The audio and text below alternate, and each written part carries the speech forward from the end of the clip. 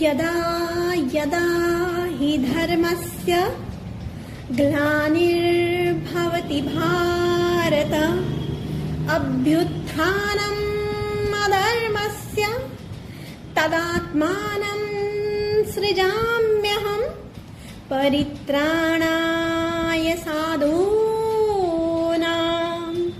विनाशाय च दुष्कृताम् धर्म संस्थापनार्थाय संभवामि युगे युगे।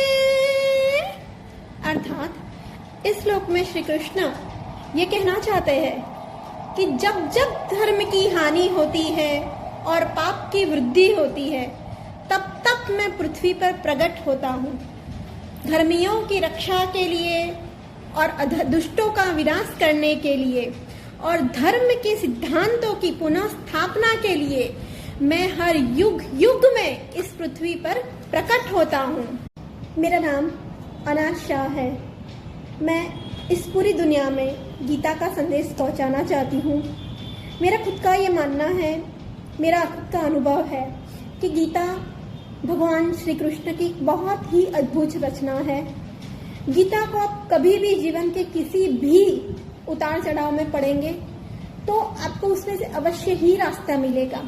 हाँ, हो सकता है कि जब आप बहुत स्ट्रेस में हो, बहुत तकलीफ में हो और आपने आधा घंटा या 1-2 घंटा एक स्टोरी पढ़ रहे हो, उस तरह से गीता को पढ़ा, आपको कहीं सोर्सेस मिले, कहीं से रास्ते मिले तो आप वो लिंक न कर पाए।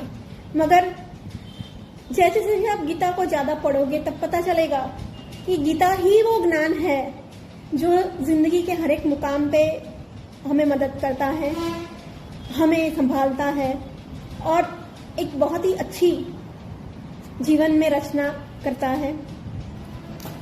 ऐसा कहा जाता है कि जो वेद है वो घास है, जो उपनिषद है वो गाय है, जो गीता है वो उस गाय का दूध है और श्री कृष्ण भगवान ग्वाले हैं जो इस गाय को दोहकर उसमें से दूध निकाल रहे हैं और अर्जुन वो इंसान है जो दूध का पान कर रहा है। तो चलिए हम भी अपने आप को अर्जुन की जगह रखकर गीता को सुने, गीता को जाने, गीता के महत्व को देखें और अपनी जिंदगी में गीता को उतारे। ये मेरा पूर्ण विश्वास है कि आपको गीता मेरे साथ बहुत अच्छी लगेगी। मैं ये गीता संस्कृत में नहीं कहूँगी, हिंदी में ही कहूँगी ताकि जन जन तक वो बहुत ही सिंपल और नॉर्मल तरीके से उसको समझ पाए और अपने जीवन में रख पाए। ये गीता का सीजन 1 का फर्स्ट सीजन है जो मैं हिंदी में ही कहूँगी। गीता में श्री कृष्ण भगवान भक्ति योग, ज्ञान योग और कर्मयोग के बारे में बात कर रहे हैं। कर्मयोग के ऊपर से मुझे एक बहुत ही फेमस श्लोक याद आ रहा है जो आपने कभी ना कभी, कहीं ना कहीं, किसी न किसी जगह पे सुना ही होगा। तो हम उससे शुरुआत करते हैं। कर्मण्येवाधिकारस्ते मा फलेषु कदाचन मा कर्म फलहेतु मार्तसंभूर्सवितर्मणि। अर्थात इस श्लोक का अर्थ ये है कि तेरा कर्म करने पे अधिकार है, इनके फलों पे नहीं। तेरा कर्म करने पे अधिकार है, इनके फलों पे नहीं। तू कर्म फल के प्रति आसक्त न हो और कर्म न करने के प्रति प्रीति न रख। अर्थात नॉर्मल टर्म्स में हम बात करें तो श्री कृष्ण भगवान इस श्लोक में ये कहना चाहते हैं कि हम सब लोगों का अपने कर्म करने पे अधिकार है। उसका फल मिलेगा नहीं मिलेगा, कैसा मिलेगा, किस तरह से मिलेगा, कब मिलेगा, उस पे हमारा अधिकार नहीं है।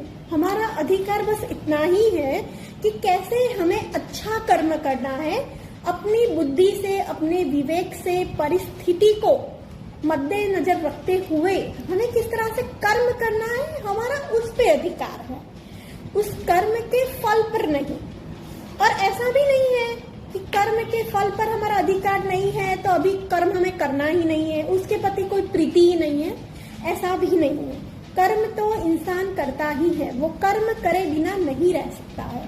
तो इस श्लोक का अर्थ यही है कि तेरा कर्म करने पे अधिकार है, उसके फलों पर तेरा अधिकार नहीं है, तो तू कर्म के फलों के प्रति आसक्त न हो और कर्म न करने के प्रति प्रीति न रख। तो इस श्लोक में श्री कृष्ण भगवान यही कहना चाहते हैं। अब हम गीता की शुरुआत करेंगे। मैं हर अध्याय में 3 वीडियोस बनाऊंगी।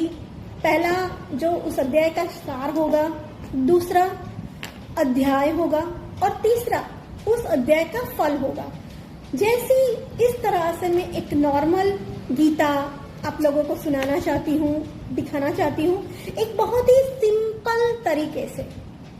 तो आइए आप और मैं मिलकर इस गीता के जर्नी में एक साथ चलते हैं, एक साथ हम गीता की यात्रा करते हैं और हम सब मिलकर वसुधैव कुटुंबकम की बात को सच करते हैं।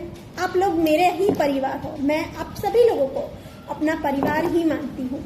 तो मेरी ये दिली इच्छा है, दिली ख्वाहिश है कि आप लोग, मैं जितना भी गीता को जानती हूँ और जितने भी सिंपल टर्म्स में आपको समझाना चाहती हूँ, तो आइए मैं और आप मिलकर इस गीता की यात्रा में आगे बढ़े।